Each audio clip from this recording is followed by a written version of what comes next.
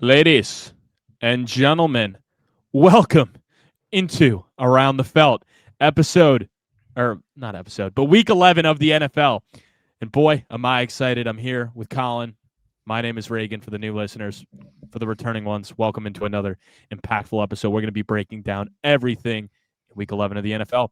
We're going to be taking a dive into some bets we like. And of course, some fantasy football starts sit because we're getting to the point where the fantasy playoffs in most leagues are only 4 weeks away. But Colin, what is going on?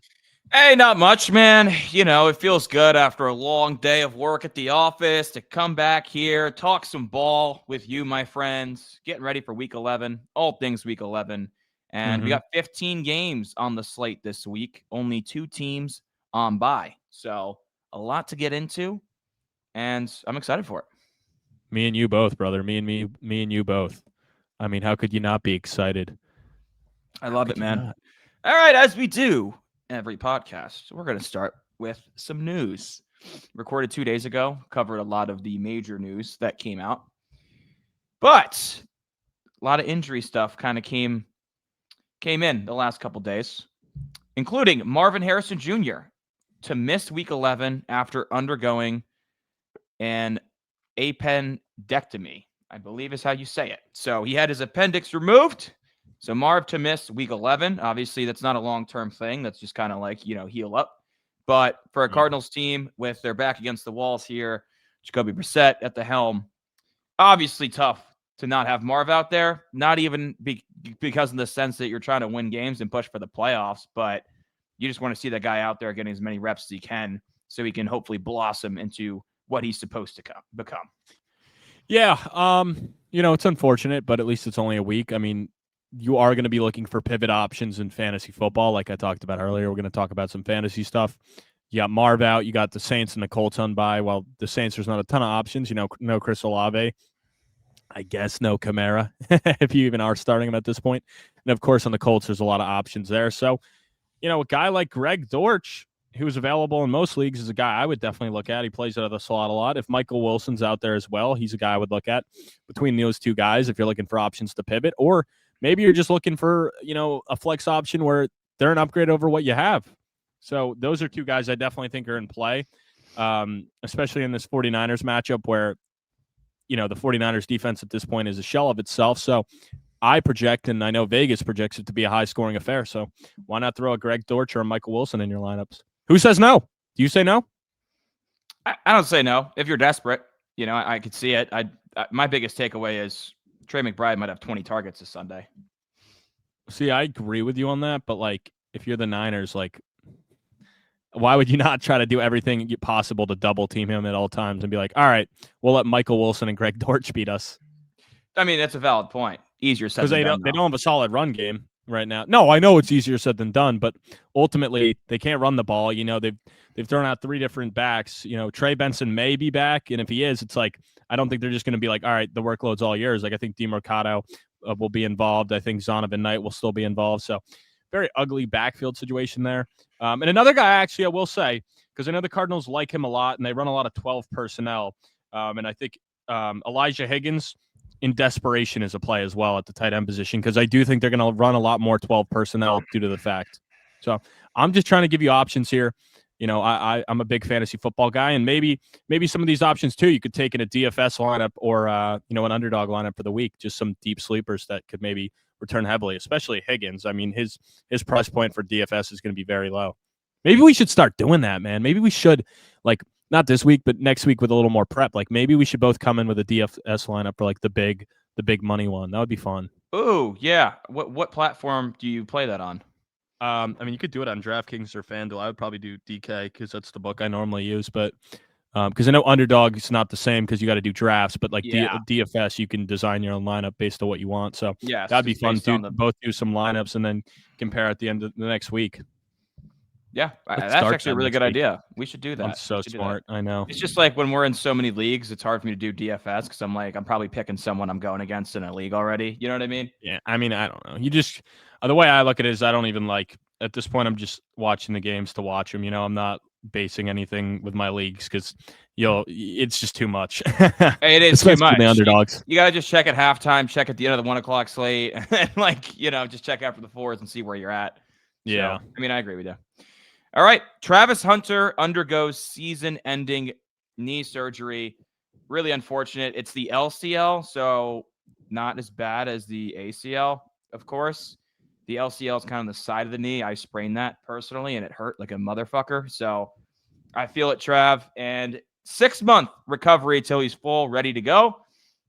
Obviously, moving up from 5 to 2, giving away your first-round pick in 2026. This is not the rookie season you imagined for Travis Hunter.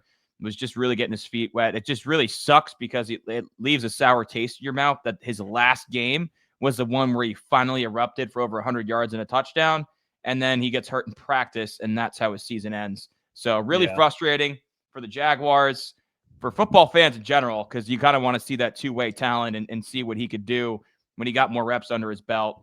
And then especially for fantasy managers, you took him probably 5th, 6th round. So really, really tough loss. I just dropped in one of my leagues to my IR in a dynasty. So very frustrating. Bad season, bad rookie season for Travis Hunter. Yeah, it's unfortunate. I mean, obviously, it was one where you kind of leave it too, like for fantasy football, but even like NFL purposes, like we still don't really know like how the Jaguars want to fully utilize this guy. Now going into next year, he's going to be such a wild card for your fantasy football drafts because you're going to be like, all right, we saw the 6 really bad games where he like burned you, and then he ended with one really good game where he was heavily targeted and used as a wide receiver a lot. And it was like, oh shit, like Travis Hunter may be unlocked. Like we might be getting something good. And then now he's out for the season. So you leave it with, a lot of question marks on how they're going to utilize him next year. Me personally, and I know it's early, I probably wouldn't be targeting this guy in fantasy drafts next year because I still think eventually he'll get pushed up on boards because he's a freak talent. But I just don't see them not using him in a similar sense next year. Yeah, and Liam Cohen said today, he's like, it's way too early to determine what the future is for Travis Hunter in his two-way role. I mean, obviously, you only got a 7-game sample size, so it's not enough to really tell if he can do it at a high level, obviously, as a rookie. So it'll be interesting to see, and I know it's going to be one of the biggest talks that we're going to have next summer, Reagan. Like, where do you take this guy? I'm curious where his ADP is going to be. I'd imagine it's going to be farther down the board than what it was this year, just with all the hype he has, the Heisman Trophy winner, 2nd overall pick, and getting in the league. So he's going to slide down the board for sure. But I bet that's going to be a big debate we're going to have come summertime. I'm sure it will be. Unfortunate news for the Eagles. Jaire Alexander, who they just added at corner, which they really need help at corner, is stepping away from football for a little bit to focus on his mental and physical health. Obviously, hope everything's good with Jaire, but just a tough blow for the Eagles, just making a trade for him, and now he's taking a step back. Now the Eagles are in a position where if they don't have him to the playoffs, they're probably fine. Obviously, they probably want to get him some reps with that defense beforehand, but they're going to be fine anyways. They're a playoff team regardless. Just frustrating for Philadelphia here. Yeah, it is. I mean, that defense obviously looked pretty fucking good against the Packers on Monday night. I know we didn't obviously we recorded on Monday, so we didn't talk about it. We can talk about it a little bit now, that game. Boy, that Eagles defense, to hold a Packers offense, which has been very up and down, and to me really is lacking a lot of talent, especially when you're missing, your first-round pick in Matthew Golden, your star tight end in Tucker Kraft, as well as Jaden Reed. So I do understand in a sense where they are lacking a lot of their top playmakers with injuries. And Dobbs got hurt. Dobbs as well got hurt, and, the Josh Jacobs thing works, but it gets predictable when it's like, all right, look at the guys they got on the outside. Like, yeah, we're more than okay with stacking the box and saying, hey, Jordan Love, go beat us with some of these young wide receivers that are very unproven you got. Yeah, I mean, this Packers offense just does not look right now. Their defense looks championship caliber elite. They're holding everyone down. So honestly, both teams' defense did in this game. Yeah, no, for sure. So I don't know. Obviously, Jalen Phillips is already making an impact on that Eagles defense. Really, what they needed was Howie did it again. Yeah, fucking goddamn Howie Roseman. I don't know why teams trade with this guy, but it is what it is. It is what it is. All right, and the last piece of news we got today, staying in DB land here, Asante Samuel Jr. signs with the Steelers practice squad. Obviously, a former second-round pick of the Chargers. He had an injury that he just got cleared for by doctors. It was pretty serious. Did a little bit of a tour, looked at some other teams, ultimately decides to go with Pittsburgh. Obviously Jalen Ramsey's at safety now for the Steelers. They got Joey Porter Jr., but corner is a need for the Steelers for sure. Their pass defense ranks towards the bottom of the league. So should be a welcome addition, but I don't know if it's going to move the needle for the Steelers. I still think they're a 9-8 win team in my mind. Yeah, I mean, it's kind of hard. I mean, because the defense is obviously coming into, peak form right now, but this offense has just been putrid. I mean, we talked about like how bad, DK has been over the past 2 games, and they can't get anything going.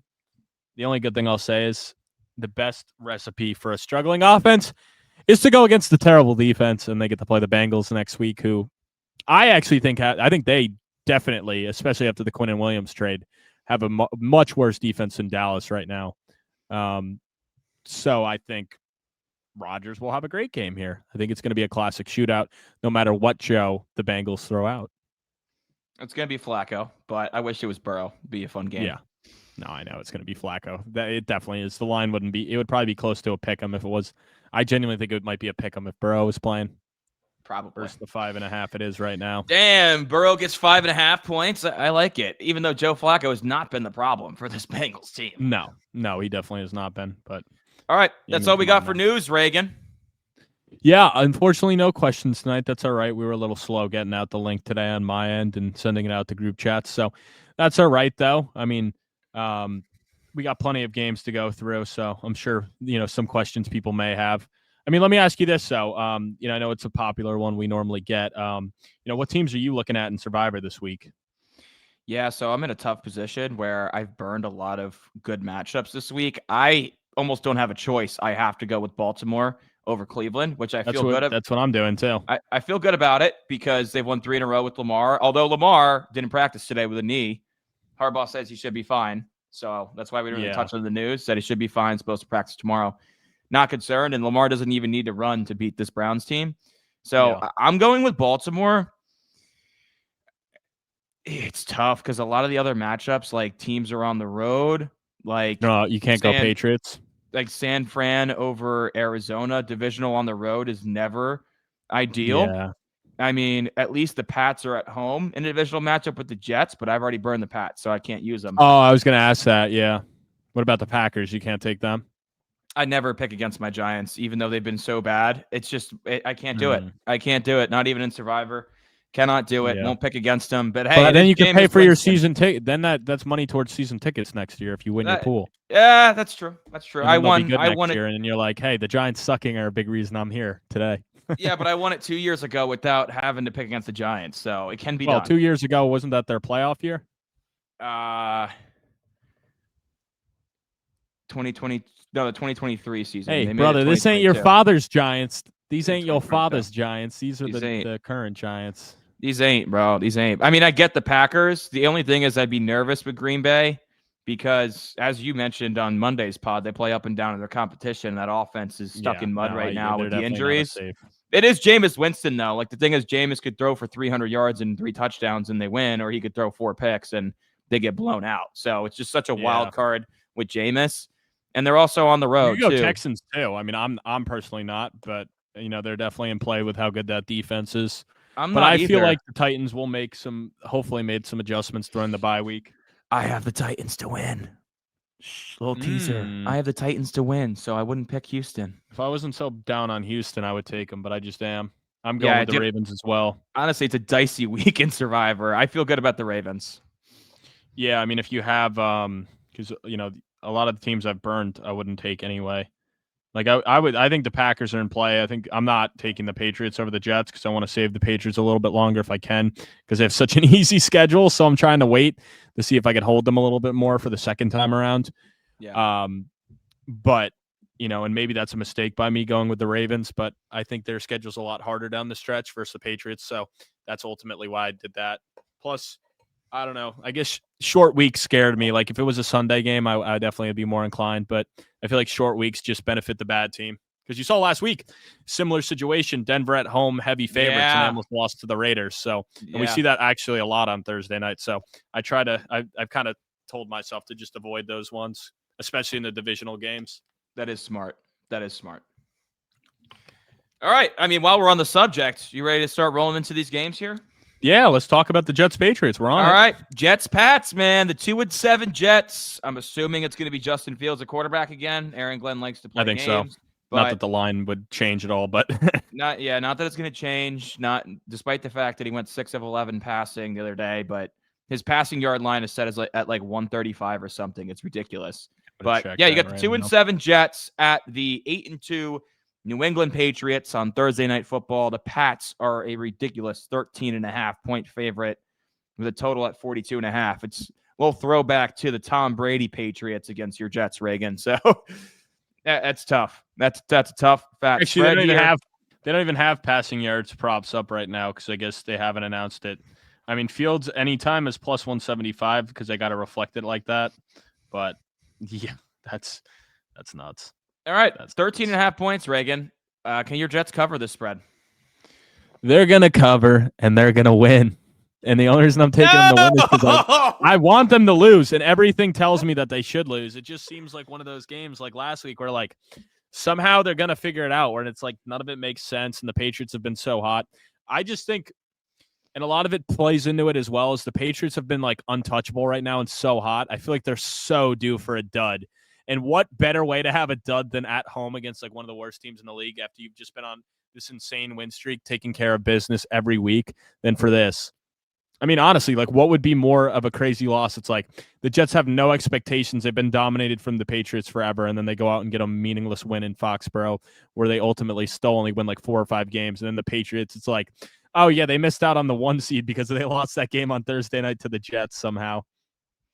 That would be hilarious. I just don't see it happening because I don't listen. How are the Jets gonna score? Is like they gonna return another kick and another punt? Like I don't know, dude. Weird shit happens. Weird shit happens all the time. Like it really comes down to the defense. Because I think Breece is gonna be bottled up, and obviously, Garrett Wilson's the Pats have the best rushing defense in the league statistically right now. They allow less than 80 yards rushing per game. So, and that's the funny thing, because we talked about this with Atlanta and their pass defense, and then they got fucking lit up. Like this would be the week that Miami, Breece Hall goes for like 150 and Justin Fields adds in 100, and they go for like 250 on the ground, and everyone's like, "What?" Yeah, that would be crazy. Because we were talking about it with Atlanta, where it's like, they have the number 1 passing defense. Miami can't run the ball, bad matchup, and then Miami just and that's the thing, and then Miami won. Like there's sometimes like this where it's like. Obviously people are gonna be like you're a homer because you're a Jets fan. I don't want them to win. I don't. We're done. My season's over. Like, yeah, of course it's nice, but like we don't have a young quarterback that is on the roster right now. So there's like nothing to take away where it's like I want the young quarterback to play good. I don't care about Justin Fields. I know he's not the answer. So like, yeah, it would be great if he plays good because maybe he can fetch some sort of pick, I guess, next year. But at most, like for a 1-year rental of him, like what, a 7th rounder? Like it doesn't matter. I just think this is one where it's a classic game of it doesn't make sense. There's going to be a fuck ton of money, if not all the money, on the Patriots. So at the very least, I think the Jets can cover in this. Like it is a lot of points for a divisional matchup on a short week. Like, and that's another reason why I like it more. It's just a short week where less time to prep, which I think always bodes well in terms of the bad team, not the good team. I mean, I get your points there. I just got to go with the Pats, dude. Like Drake May is just balling out. I'm going to take him to cover the 13.5 at home here. Wow. I mean, Justin Fields, Breece Hall, and what on offense? I mean, maybe Taylor. Maybe Mason Taylor. Maybe A.D. Mitchell. Get going. John Mechie. I don't know, dude. Just seems like either of those guys you're asking for a lot. I think Travion Henderson has another big game here. Yeah, Ramondre got ruled out. So huge. So yeah, give me the Pats, man. I mean, if they're gonna stuff the run on Breece Hall and Fields, and then Fields got forced to drop back and pass, there's just no fucking way he can keep up with Drake May. There's just no way without Garrett Wilson in my mind. That's true. Hey, it's gonna be tough. Even with Garrett Wilson, Fields sucks as a passer, but that's nor here nor there. Yeah, man. All right, let's move on to Sunday morning. We have another Sunday morning game. It's the Yeah. NFL Madrid game in Spain for the first time. And those poor Spaniards get Commanders Dolphins with no Jaden Daniels. For Washington, both teams sit at 3-7, but Miami is the favorite here at 2.5 points with a total of 47.5. This one can go either way in my mind, but what do you think, sir? Yeah.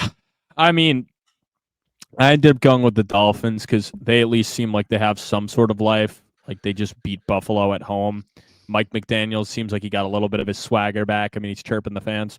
Where Washington, it's just like everything that could have gone wrong with this season has. The defense looks cooked. I mean, it's always it's typically not a good sign when your coach comes out and says, I'm taking over the play calling duties on either side of the ball. It's pretty rare. Like, I guess the Lions, it looked good and worked out last week with Dan Campbell calling the offensive plays. But typically that is not good for a team when that happens. No. So I just think the Commanders are cooked, and I don't really trust Marcus Mariota. There's nothing I've seen from him so far as a starting quarterback that he looks like he can do anything. And the defense has been terrible. Like I don't think Tua and the Dolphins will have an issue. And the nice thing is too, with the way their offense is set up, like that tricky shit and gadget shit, like a lot of AFC teams figure it out because they've seen it so much now. But when you only play a team once every 4 years, it's a lot easier to get away with this like weird gadget shit they run. So I think A-Chain will have a big game here. I mean, I would put him in big dogs if, I was making that parlay, but ultimately I can't speak for the dog himself.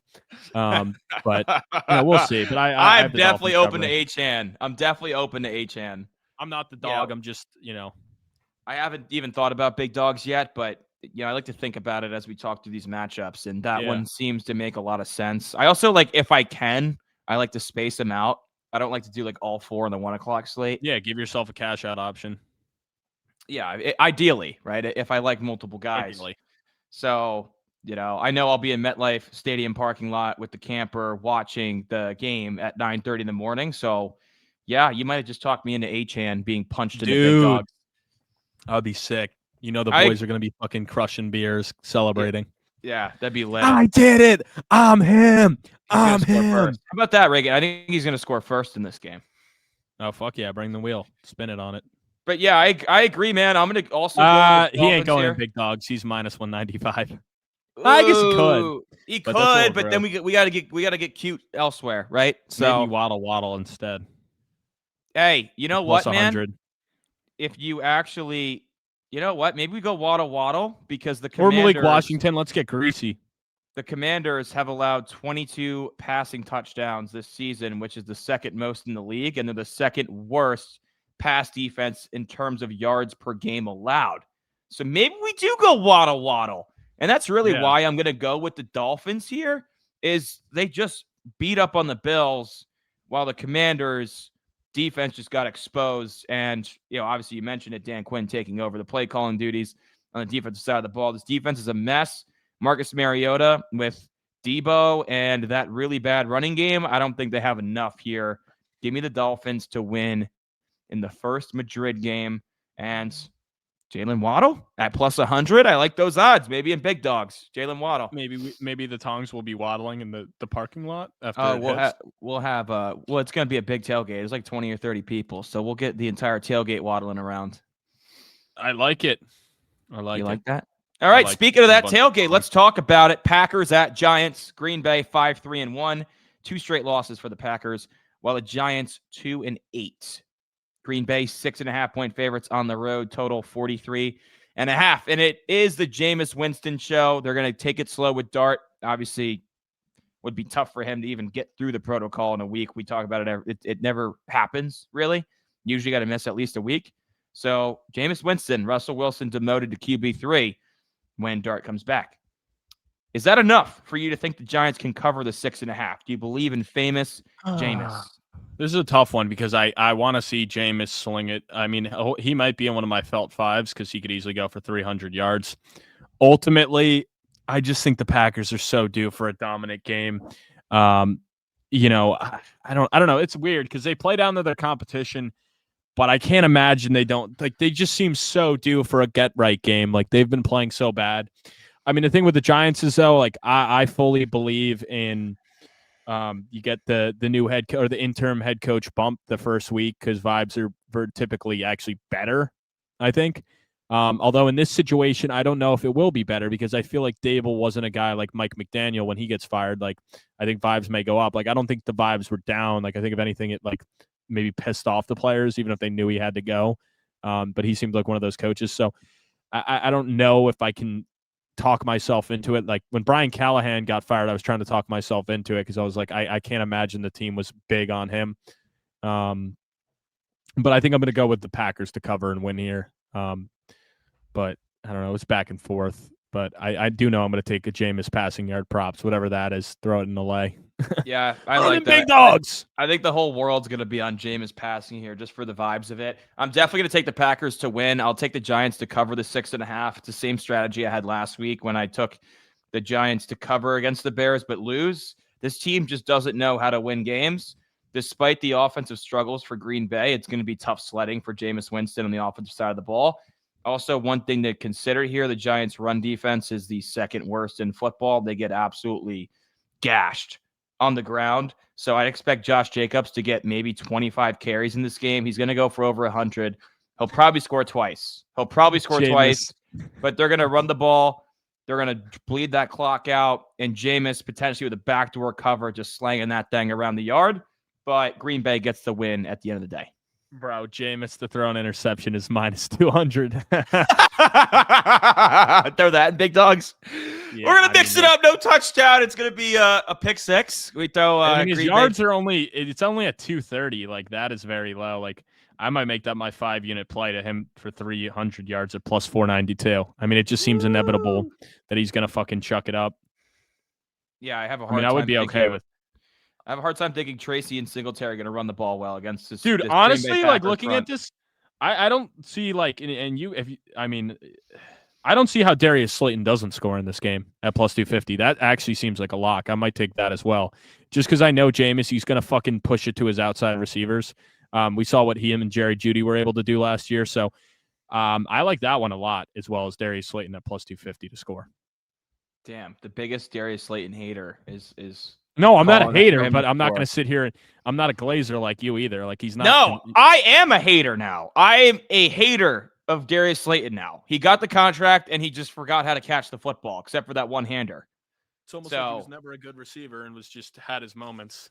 I'd be more interested in Wan'Dale Robinson over Slayton. Nah, little guy's good for 5-yard catches here and there. Jameis throws it downfield. He's not looking for checkdowns.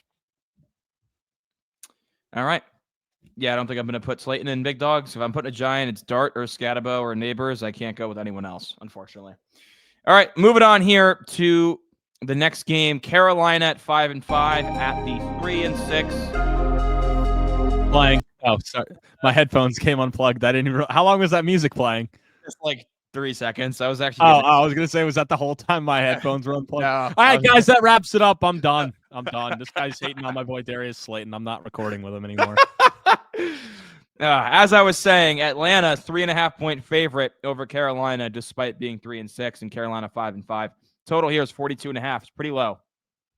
Pretty low. Reflection of how bad these offenses have kind of looked. Penix and Bryce Young in particular. Reagan, your Panthers, are you taking them yet again as 3.5-point dogs? I mean, it's hard for me to not think that they're going to play well in this. I mean, they fucking had Atlanta's number last time. They beat them 30-0. So, I think also they're going to come into this game hungry. I mean, the Panthers have been one of the hungriest teams all season, and especially after a dud last week. So, yeah, of course I'm taking Carolina here. Of course I'm taking them to win. I have been super impressed with their defense, and I think this is a good bounce-back game for the offense. When these guys are underdogs, they just win. I think it's just like hey, we're still like the hunter, like we can't get complacent. So I think this is a nice bounce back game here. I'm completely out on Atlanta. Like they just continue to lose. I think they're a pretty sorry franchise at this point for the amount of talent they have there. No, it's true though, because for the amount of talent they have, especially on the offensive side of the ball, to be 3-6 right now, like it's just, I don't know. I'm just so out on Atlanta at this point. And Carolina like has hope. I'm hoping they win this week and the Tampa Bay loses and that division race really heats up. Yeah, I got to go with Atlanta here to win and cover the 3.5. I just think they're going to split the season series. I have a hard time thinking Carolina is going to beat them again, especially with the way that Bryce Young's looked the past 2 weeks. I'm not going to deny it. Michael Penix not look good either. Looks very inaccurate. Didn't even complete half his passes. last week. But Drake London, wide receiver 1 in 3 of the last 4 weeks. The guy's feasting right now. Bijan just seems to do well in this matchup for the most part. Obviously not earlier this year when they lost 30-0, but no. I just think the Falcons are a much more talented team, and their defense is better than Carolina's. Oh, right. And maybe those young bucks are starting to figure it out a little bit. Definitely Pierce a better Jr., team. That's why they lost Jalen 30-0 last time. Well, they're a more talented team. I'll say that. They're a more talented team. Right. That talent definitely showed when they lost 30-0. Well, I mean, I don't think Carolina's going to beat them again, and Atlanta plays much better at home. Bro, I don't give a fuck at what their Madden ratings are, dude. Like, I don't know why you're basing it off of Madden ratings. You're just putting words in my mouth, dude. I didn't say shit about Madden ratings. I mean, like you could argue about the quarterback on who's better, but I don't know. No need to argue, Bryce Young. I'd probably Rico Dowdle, Bijan Robinson. Give me Rico Dowdle. I don't give a shit. I mean, the he receiver takes the job. Atlanta's better. He don't get taken off the field in the fourth quarter for his backup. Rico's playing that whole game. Rico Suave. Tet, Drake London. Give me Tet. Well, you know what? Fucking Raheem Morris said today, he's like, yeah, Tyler Algier is the least talked about superstar on our offense. I'm like, who the fuck is declaring Tyler Algier a superstar? He just snaked my fucking 5-unit play last week of Bijan to score twice. Fucking bullshit. But it's fine because Bijan will just score from 40 out. Did we go 3 of? Oh no, Gast or Grande didn't score. He got hurt. What was I gonna say though? Fucking, I don't know. Algier does look good though. Like I can't deny it, but it definitely it's got to be painful as a Bijan Robinson owner. But I'm not gonna sit here and act like Algier doesn't deserve touches. Like he is good with the ball in his hands. He is. But like I was saying earlier, like I don't understand why they don't have more plays to get them both on the field. Bijan is such a good receiver. Like throw him in the slot. Yeah, I agree, man. I mean, get him the ball as much as you can. Bijan needs at least 20 touches a game. What the fuck? Yeah, he's built different. All right. This is probably the best game in the 1 o'clock slate. Actually, not probably. It definitely is. We got the Tampa Bay Buccaneers at the Buffalo Bills. Both teams sit at 6-3, but Buffalo 5.5-point favorites here at home, despite the embarrassment they put up in Week 10. Total 48.5. That's a high total. It is. It's not the highest in the slate, but it's up there. And you know what? Big Dog's thinking he's got to get someone in this game into the parlay, given that total and the type of game it is. But I don't know. We'll think about it. We'll discuss it. Better not be James Cook. Better not be James Cook. No, James Cook. He's on the do not Big Dog's list for the foreseeable future after that. Better not be his ass. Being at the 1-yard line. But with all that being said, Reagan, 5.5 points, Buffalo's favored. Buffalo's winning. I have no doubt in my mind. This is a get-right game for Buffalo. They're going to come back. They got humbled last week because they were looking ahead to this game. And guess what? While they did look ahead, I think they're going to adjust. A humbling loss like that on the road against a very bad Miami team that really didn't have a whole lot going on for them. It definitely wakes you up, brings you back to reality. But listen, the Bucs are just so banged up right now, too. Like, they don't have they need Baker to be like Superman to win any of these games at this point. I mean, no Mike Evans, no Chris Godwin, no Bucky Irving. The O-line still got some injuries. While the defense has played well, I just don't see how they can go toe-to-toe with this Bills offense. And honestly, Buffalo has a great squad, man. Like, I understand they had a bad loss last week, but they just played a phenomenal game against the Chiefs the week prior, where, the Bucs are coming off of a unfortunate loss to the Patriots at home. And that goes to show you, I mean, the Patriots are a great team. I think they're just going to struggle in this one with all the injuries. I agree with you that Buffalo's going to win. I have a hard time thinking they're going to drop 2 in a row, but I am going to take Tampa Bay to cover the 5.5. I think they'll cover the 5.5. I think this is going to be a field goal game at the end. I mean, Baker Mayfield's just shown us time and time again that he can will his team to wins, but I don't think it's going to happen this time. It'll be close, but no under 2-minute heroics in this one. The big thing is Tampa Bay without Bucky Irving just cannot run the football. No. I would really consider giving Sean Tucker more run this week than Rashad White. Rashad White clearly the better receiver of the two, but Rashad White is not an efficient runner of the football by any stretch of the imagination. He's shown us year after year he's ass. He's always towards the bottom in yards per carry. He can't find the holes. He doesn't break tackles. stop handing him the ball, right?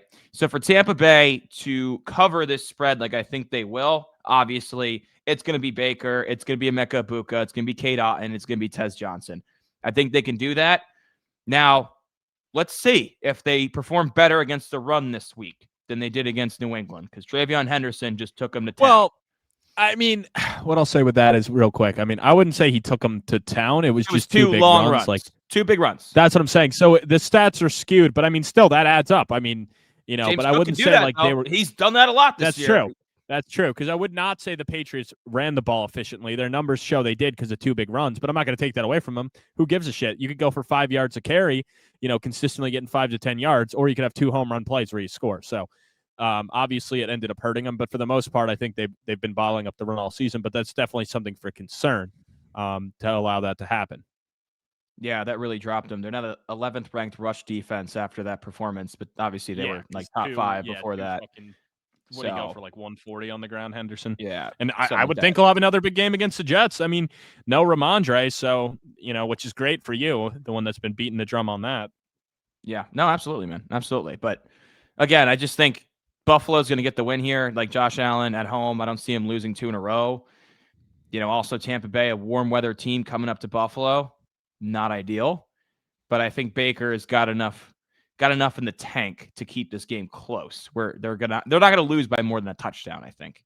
But very curious to see how they perform against Josh Allen and James Cook, because if you can stop James Cook and make not Josh Allen beat you, because he can beat anybody, but those receivers more so that are very very shaky. That's for sure. Yeah. All right, Houston at Tennessee. Houston's 4-5, Tennessee 1-8. The Texans are a 6.5-point favorite.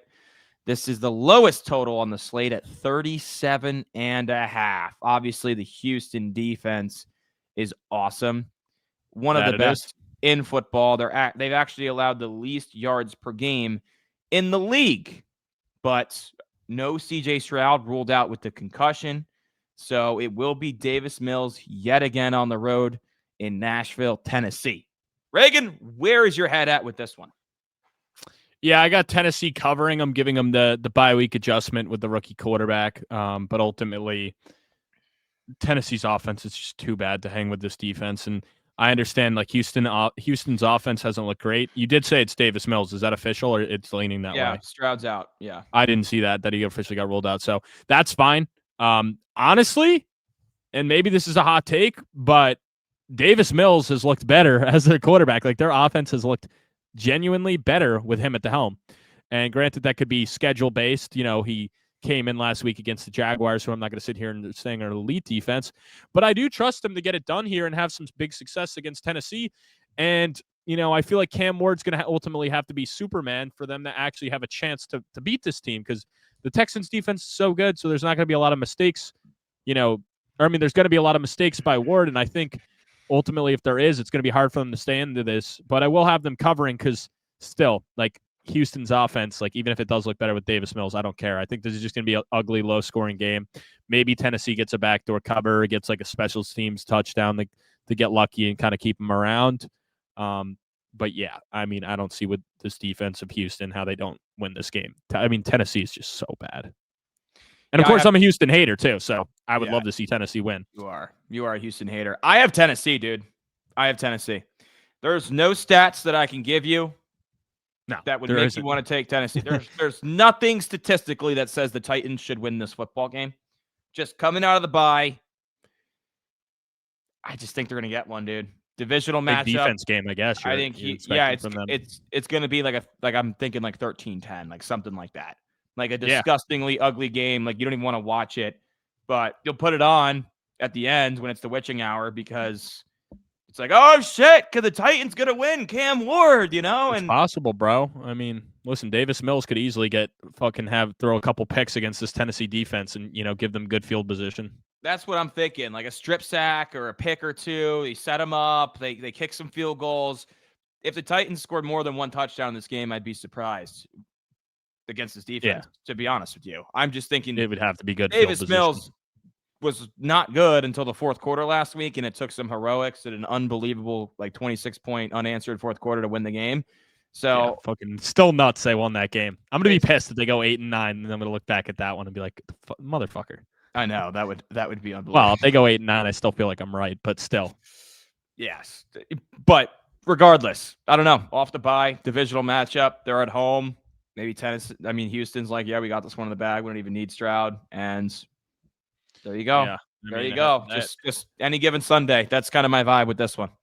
I mean, and this could be an all-time look-ahead game, which is hard to say that in the divisional game. But I mean, we saw last week, the big road favorite in Buffalo comes into a team that has not had a lot of success in Miami, and then gets their shit kicked in a divisional road game. So, especially Houston's got a short week against Buffalo on Thursday Night Football, so at home. So that's an all-time look-ahead game. Where it's like, trap game. We're 5-5, and we got we got the Bills, Colts, and Chiefs on our schedule coming up. Like, we got this one in the bag, and then we got to worry about the next three. Which also, I don't blame them. I don't blame them for not bringing Stroud back, knowing they have that stretch coming up. Like, why would you want to rush him out there in a game that you feel comfortable in winning with Davis Mills when you got those 3 games coming up? I mean, that is a fucking gauntlet. It is a gauntlet, but man, D'Amico making a mistake here, overlooking these Titans off the bye. Rested Cam Ward. Let's see it, kid. We'll see. All right, moving on. Another divisional matchup. Ton of divisional matchups this week. Mm-hmm. Chicago at Minnesota. The Bears 6-3, Minnesota 4-5. Obviously, McCarthy did not look great last week against Baltimore, but here we are with Minnesota's 3.5-point favorites over the Bears with a total of 48.5. Are you going to go with JJ McCarthy or Caleb Williams to get the win here? Look, man, I am buying into this Bears team. I really like what I'm seeing from this offense. The defense definitely gives me some hesitation, but, really I feel like they should have won that game in week 1 going back when these teams played tight, and it was like a fourth quarter collapse. So I think the Bears are going to have a better game plan in this one and not take their foot off the gas pedal. This is one they got to have.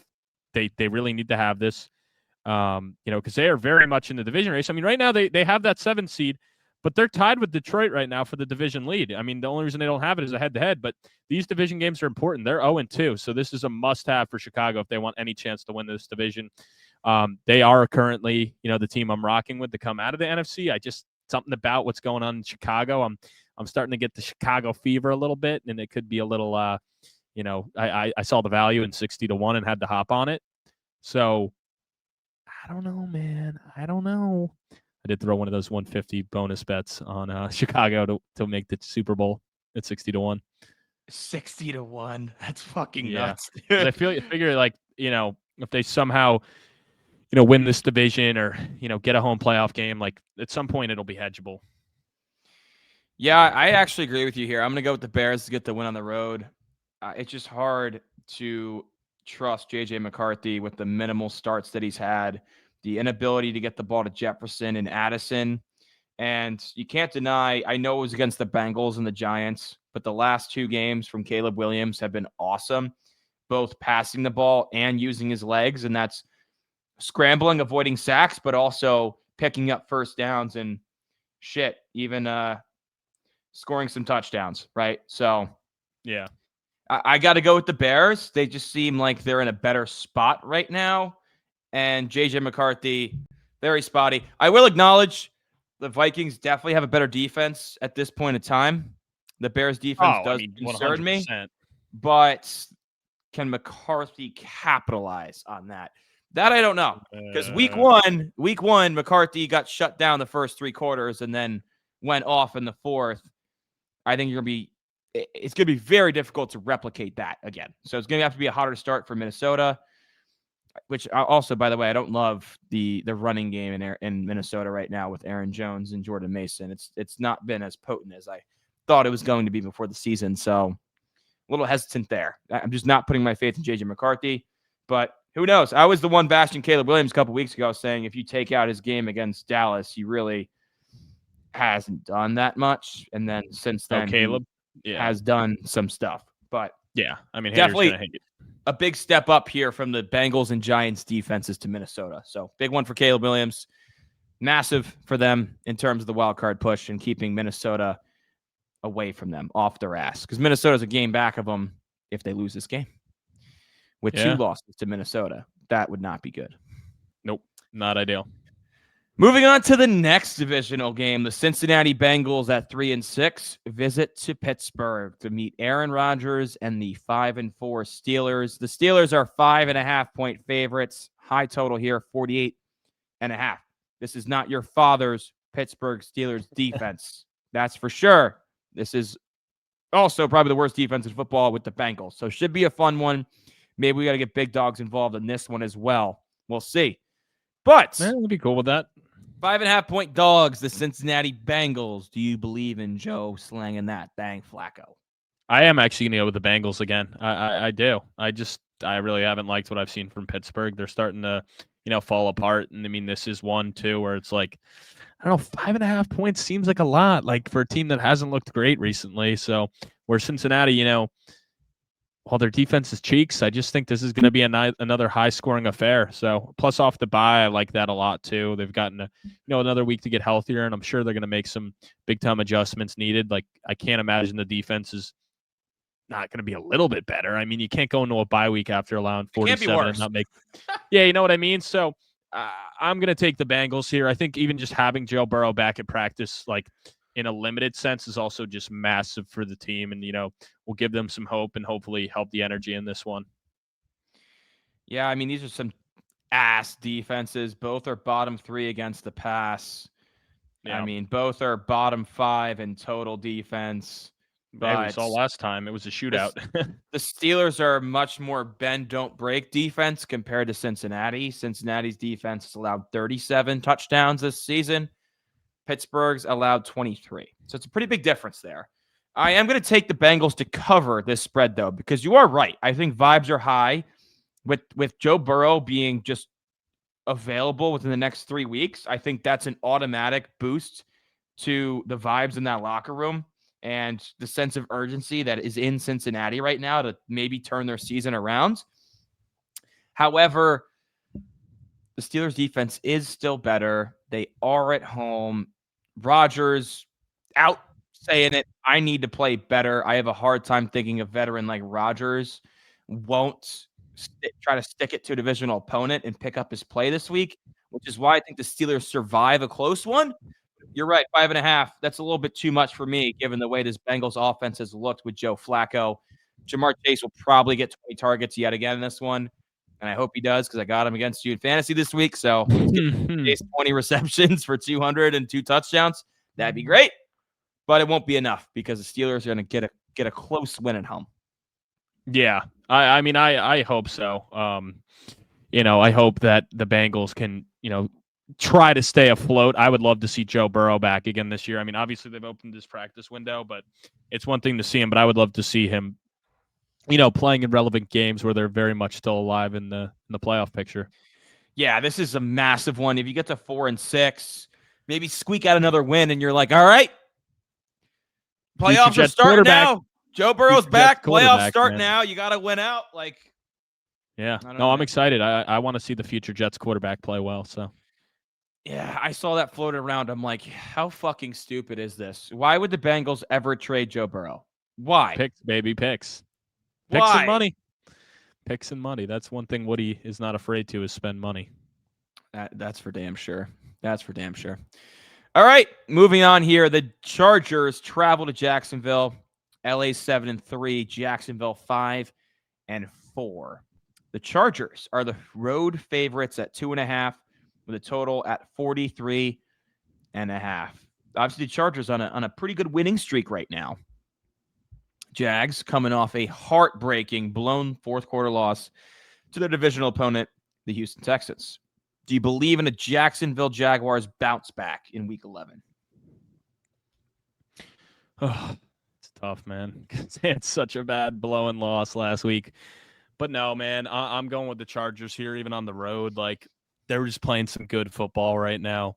Even with the injuries, it's just like Justin Herbert, there's something about him. I just trust him, man. He just gets it done. So I think he's still trying to make a case for the MVP race. It seems to be pretty open still. And on the Jaguars side of things, I mean, Brian Thomas might not play. Travis Hunter out for the year. So I just think, like, even with Jacoby Myers, like, Trevor Lawrence just not been on the page with his wide receivers all year. So I think this offense is going to struggle again. And the defense just kind of got cooked and let up a huge lead to fucking Davis Mills. So I think Justin Herbert will be able to do a lot. So I'm going Chargers. I agree 100% across the board. Give me the Chargers here. I mentioned it in the pod on Monday. I think that's the type of loss that can have a season spiral. So I wouldn't be shocked here if the Chargers beat Jacksonville by at least 3 touchdowns, to be completely honest with you. Despite the injuries to their 2-star tackles, without missing their running backs, I don't know, man. I still don't believe in that Jacksonville secondary. I think Justin Herbert's going to piece them up. I think he throws for at least 250, 3 touchdowns, and they kind of have their way with Jacksonville. I mean, I don't know. I might be making a trade in which I'm swapping Justin Herbert for Trevor Lawrence. Obviously, much bigger pieces involved. And I'm concerned with this matchup because I think Justin Herbert outduels Trevor Lawrence significantly in the Chargers' role. Yeah, I mean, it's just when Trevor Lawrence is playing like this, it's hard to have any confidence. I'm going to be honest. How could you? How could you at this point? He's giving you no reason to have any confidence in this team. Yeah, I mean, that's the argument I made to get a better deal on the table. Was, let's be honest, the golden boy, the prince, he's kind of cheeks. And I was like, you know what? I'm definitely interested in making the move because I would have the Trevor Lawrence and Travis Hunter stack, and I like the Adidas commercial. I think it's a good commercial, so that'd be good. But other than that, man, Trevor Lawrence not getting it done. All right, yet another divisional matchup. Actually, the next 4 games we're going to talk about are all divisional matchups. Seattle at the Rams. Why is it with Week 11 that there's so many divisional matchups? I don't get it. I don't get it, but there's a shit ton. Seattle at the Rams. The Rams 3.5-point favorites after a big win against San Fran. Total 48.5. Both teams sit at 7-2. The winner is in the leader. They're the leader in the clubhouse in the NFC West. With you being such a big Seahawks hater before the season, and the fact that you are starting Devontae Adams, Puka Nacua, and Kyren Williams against me in fantasy this week, my guess is you're going to go with the Rams. No, actually, I'm going with Seattle. It's just they're so fucking good right now that I actually think I'm more bought into this Seattle defense than I am into this Rams offense right now. I mean, they seem untouchable right now. Like, Sam Darnold has been good, but I feel like he hasn't even played his best football, and they're just beating the bricks off of teams. So you could say right now, and I don't think it's a hot take, and honestly, they may have the best defense in football right now, Seattle. I know Houston's good. I know Denver's good, but the way they've played recently, it's just a whole nother level. So I actually am taking Seattle to get the road win here in a very, very important divisional game. Are you the same guy that was just shitting on Sam Darnold last week for having less than 5 fantasy points? Oh, I was, but I was. This is not a Seattle offense pick. It's a Seattle defense pick. So I'm just so bought in on this defense. I mean, they have been making these other offenses look silly. Really. I mean, yes, but I'm just telling you, man. I don't know. It's just something about the Seattle team right now. They're piss hot. I just can't fade them. I can't keep getting burnt by them. I'm not going to keep fading them. I'm just buying into the hype. They are piss hot, but I mean, are the Rams not hot too? They are. It's just I don't know. I was so down on Seattle that I'm just eating crow, man. I'm buying in. Let me in, Seattle fans. Let me in. The Rams have allowed the least amount of touchdowns in the league this entire season. I don't think Seattle's going to be able to win with how Darnold played last week. I also know that Matthew Stafford has 13 touchdown passes over the last 3 games to no INTs. He's been pissed Brother hot. has been piss hot. I mean, the fact that Stafford has finished top 8 as a fantasy quarterback in 5 of the last 6 weeks, despite being a 37-year-old statue, is insane and just shows how much this passing attack is clicking right now. So I'm going to go with the home team, the Rams here, a team that I do believe is better, but this will certainly be a fun one to watch. Vegas thinks they're pretty even. Actually, I think Vegas technically views Seattle as better based off of the line. No, I mean, you get 3 points for being home, right? So yeah, isn't the line at 2.5? No, it's 3.5. Oh, 3.5. Oh, they do view the Rams as slightly better. Yeah. Yeah. Oopsie. Half a point's nothing, though. That could move with a couple wagers, right? So that's nothing. Silly guy, me. All right, staying in the NFC West here, the Niners at 6-4 travel to Arizona. The Cardinals 3-6. No Marv, no Kyler, no Connor, maybe no Benson as well. So the offense for Arizona gonna be tough for him. But no Nick Bosa, no Fred Warner. Make life a little bit easier for you. I believe Michael Williams is out for the year too. So really tough for the Niners defense right now, and that's why you're seeing a total of 47.5. But the Niners, with Mac Jones, I believe still 2.5-point favorites on the road. I got to think you're going to go with the Niners, considering you had them coming out of the NFC before the season. I am going to go with the Niners here. I mean, so am I. This one's just like, I just can't. They'll find a way. I can't put a lot of faith in Jacoby Brissett and what this Cardinals team looks like right now. I understand their pass rush is much better. Their defense is improved, but let's be honest. Kyle Shanahan has the coaching advantage here. Mac Jones, better quarterback. Jacoby Brissett, when will Brock Purdy be back, bro? It's like kind of insane. It seems like every week they're like, he may play, and then he just doesn't. It's like, why? Just put him on the IR. I know. It's weird they didn't put him on the IR, but I mean, Shanahan also said this toe injury, turf toe, it's going to be something that lingers the entire season. So when he comes back, he's still dealing with the pain. And is he as mobile? Most likely not. So no, why not stick with Mac Jones? I guess. But yeah, for me, this one's, I didn't even think twice. I'm going to go with San Francisco. They're the better team. They're better coached. I just think they know how to win. Arizona does not know how to win. No, they don't. And yeah, after last week's showing against the Seahawks, while the Seahawks defense is good, I mean that that makes me nervous seeing them turn over the ball that much and get down that early. I mean, they got fucking blown out. It's like it was like the game was over at the end of the first quarter. So like, how am I going to pick them? Nothing in the first like 10 minutes. It wasn't even like the end of the quarter. I almost feel like 2.5. Like, is that trappy? That feels trappy. Yeah. Right. That feels trappy, dude. It does, because you feel like the line should be bigger, but I guess it's probably just because the 49ers have like no defense at this point. They're just playing with so many backups, so it's probably hard to give them too much respect, and especially on the road. I mean, because you got to think that would mean they're like almost a touchdown favorite at home. So, you know what I mean? So I think it probably plays in more. I mean, they're still 2.5-point road favorites, even with that defense being banged up. Yeah, I mean, that's true. I think it's the defense that is giving Vegas concerns. No, it is. Sure. It definitely is. But I don't know. I have a hard time taking McCaffrey. I mean, I don't know. I had McCaffrey to score last week. It was Brian Robinson just getting snaked by the backups. But I got to think McCaffrey gets back in the end zone and hits pay dirt this week. It happens.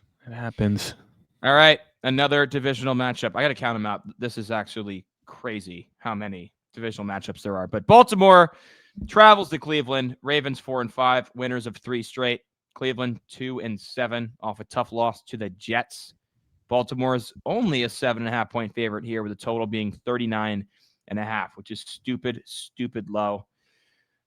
Reagan, we talked about it earlier. We both have Baltimore in our survivor, which makes me think we're both going to pick them to win the game and cover the 7.5. Yeah, I did. I mean, I thought about Cleveland covering. No, I'm sorry. I did take Cleveland to cover, actually. I do think Baltimore wins. But I remember last year, like, Cleveland actually got the upset win at home. It is a divisional game. I think Cleveland's got a good enough defense in this one to hang around early on. They play each other tight, but ultimately it's like, do I trust this Cleveland offense to be able to hang with the Baltimore offense? No, but I could see a backdoor cover at the end. I could definitely see this game being tied at halftime. I mean, I know Cleveland's actually been up or like only down by like a field goal in most of their games this year. So they usually play tight in the first half and it gets blown out in the second half. But, giving me 7.5 points at home with that good of a defense, I'll take them to cover. But I think Baltimore's pretty much in control most of the second half to get it done. Damn, you're going to pick them to cover and you're going to pick the Ravens in your survivor. Bro. You're trying to thread the needle. They could be up 14 going into the fourth, and then Cleveland could get a meaningless garbage time touchdown to cover. Sure, but can Dylan Gabriel do that? I don't know. I mean, I'm going with the Ravens to cover. Defense I'm buying into. I mean, I hear you. That Browns defense at home is certainly an animal. It's juggernaut. Yeah, it's tough to score on them. I hear you, but it is Lamar Jackson. It is Derrick Henry. You hear me, but do you see me? They got a much better arsenal of weapons, and this Ravens defense looks like they may have turned a corner. I really liked what they did last week against Minnesota. Obviously, the Browns don't have nearly the same firepower. So maybe if Judkins can go nuts and keep him in this thing. I don't see it, though. I don't see it. I think it's going to be Baltimore up 14-0 early. Gabriel's going to have to drop back to pass. It's going to be check down Charlie, kill some clock, get some field goals. Won't be enough. Baltimore wins and covers the 7.5. Hey, buddy. Fair. I want the Ravens to win, so if I'm wrong on that, that's fine. I care more about my survivor than being right on one spread pick. As you should. All right. Kansas City at Denver. The Chiefs, despite being 5-4, and the Broncos 8-2. And the Broncos being at home. Chiefs are still favored by 3.5 points here with a total of 44.5. Crazy. They're favored by 3.5. I think everyone's going to look at the records, see the Broncos are at home, and want to go with Denver. I'm going KC. What say you? I'm going Denver. What say you? No, I'm kidding. No, I am going with Denver, man. I mean, I got to be consistent here. They do have the better defense. I understand it's a divisional game. I understand Kansas City is coming off the bye, but I don't really care. I mean, Denver always plays to their level of competition. So I think that will still stand true here where this game is tight the whole way. And there's something about Bo Nix and this offense in the fourth quarter that they always seem to find a way. So I think this will be tight at halftime. I think this will be tight going into the fourth. And I think somehow the Broncos will just follow the same suit of all season where they just keep figuring out ways to get it done. It ain't going to be pretty, but they'll get it done. So give me Denver here to win and cover. Or win and cover because they're underdogs. I'm going to go with Kansas City. I think they're going to show Denver why they're the kings of this division. They're the rightful heir, and they run this shit. 5-4 start, not ideal for Kansas City, absolutely, but you got to acknowledge they've gone through a gauntlet of a schedule. Denver, I'm just concerned with the offense, man. I really am concerned about Bo Nix and his inaccuracy down the field. With no J.K. Dobbins. Yeah, that's another thing. He might go on IR. I know R.J. Harvey's had some good games. Of course, when Dobbins and big dogs is when Harvey scored 3 times. But I'm curious to see how he does in a full-time workload against the Chiefs, a team that's got a pretty damn good defense, man. They play teams tough. I don't know. It just seems like Mahomes dominates the AFC West, and I just think he gets it done here. I think they win by a touchdown. I don't think it's a blowout. I also don't necessarily think it's going to be a high-scoring game. I think it could be a 20-13 Chiefs win, and they get out of there, and they're feeling good about their chances to come back and win this division potentially. So give me KC. And before we move on to the next game, I just counted them up. 9 of the 15 games this week are between divisional opponents. That's incredible. This is why we watch. This is why we play fantasy. This is why we bet. Can't make it up. Fever dream. Amazing stuff. Stat of the year.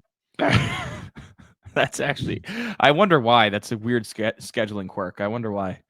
All right. Sunday night football. We got a fucking banger, dude.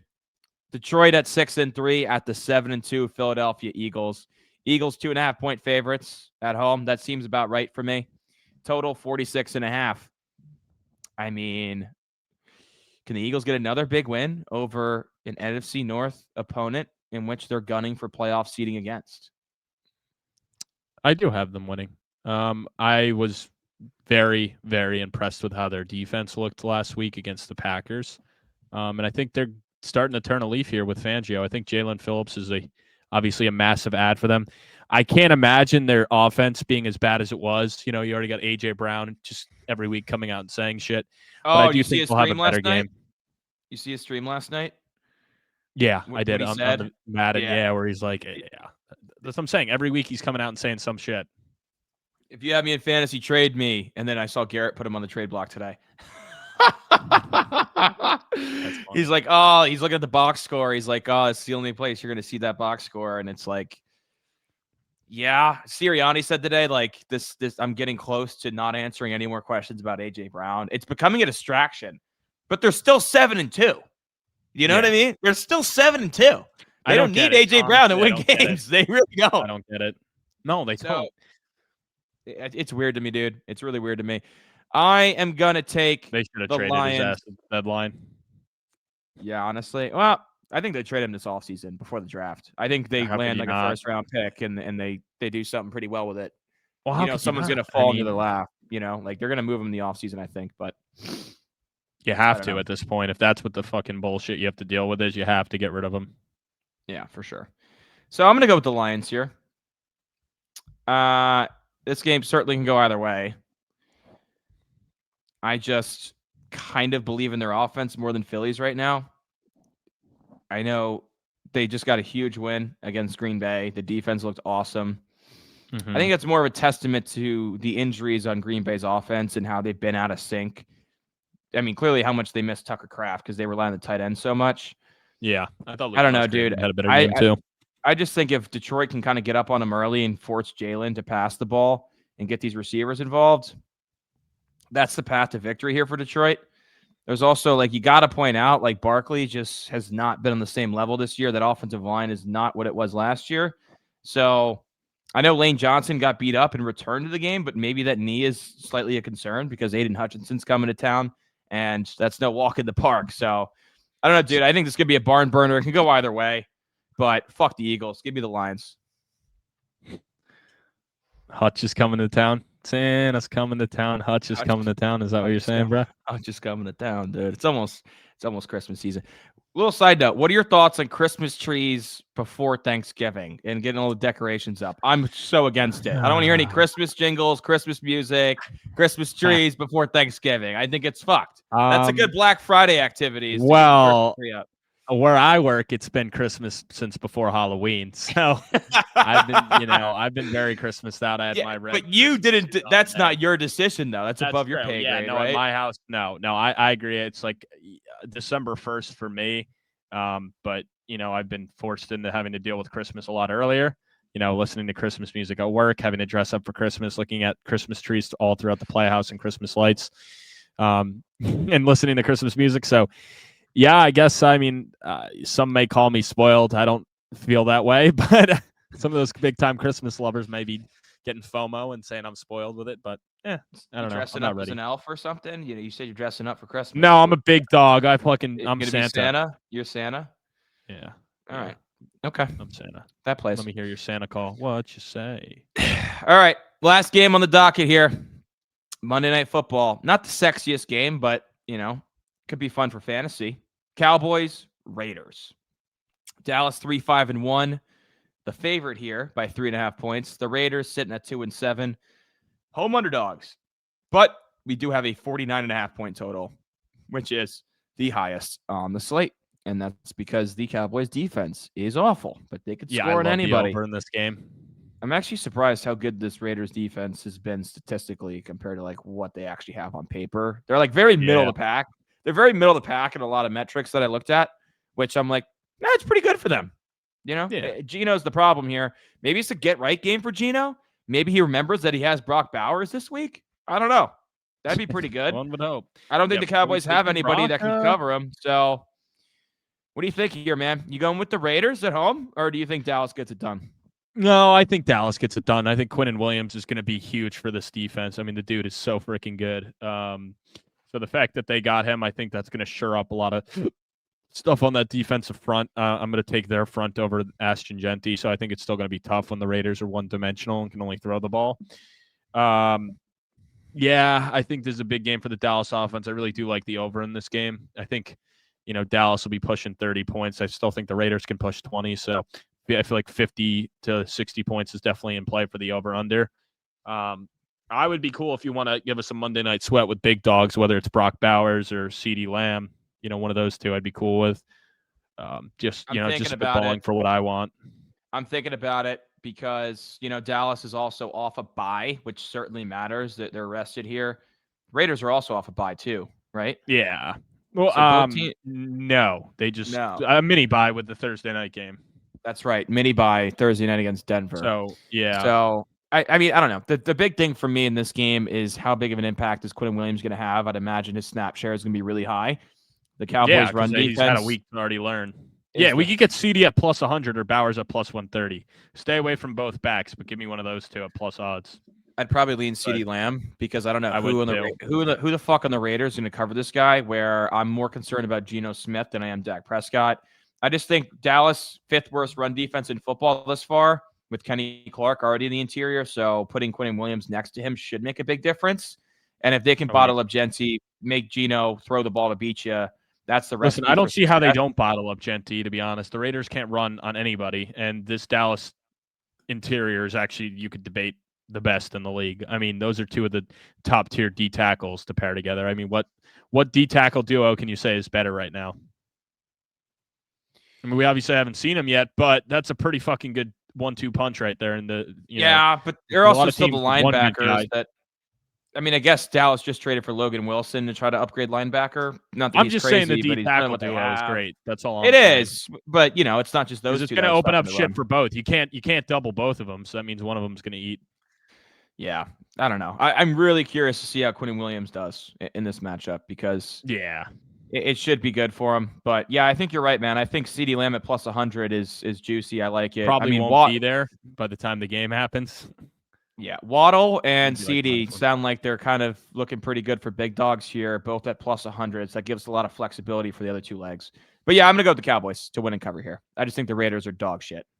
Yeah, yeah. I mean, both teams really are, but but I would say one's more dog shit. I'm not getting juicy again and taking the Cowboys in Survivor after they burnt me in one of my pools, but yeah, I do think it's in play. On the road's tough though. With that defense, it's tough.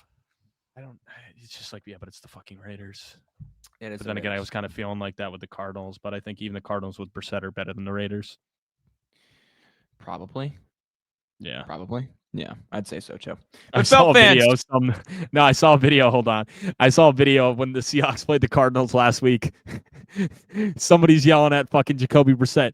Yo, you discount Geno. You discount Geno. And there was like a funny, and then it like freezes on Jacoby Brissett's face, and he had a funny smirk on his, like a funny look on his face. I gotta send you that video. Geno. Yeah, send me that video. I'd love to see it. Felt fans, we appreciate you sticking with us all the way through. Another week down, 11 weeks. Should be a fun weekend of football. Make sure you drop a like, drop a sub, drop a comment. We love hearing from you. We'll catch you here next week on Around the Felt Sports.